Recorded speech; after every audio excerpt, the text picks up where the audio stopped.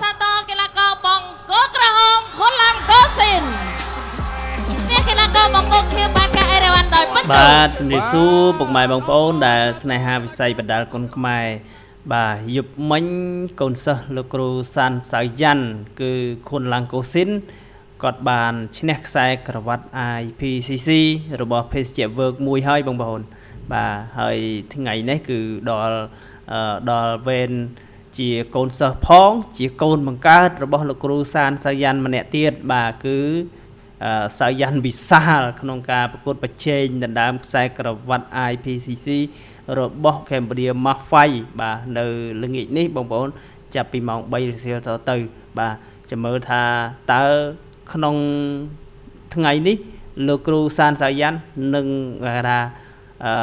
ប្រមូលខ្សែក្រវ៉ាត់បានមួយគ្រឿងទៀតឬក៏អត់បងប្អូនឬក៏បានទៅធនបរិយបាទអញ្ចឹងបងប្អូនកុំភ្លេច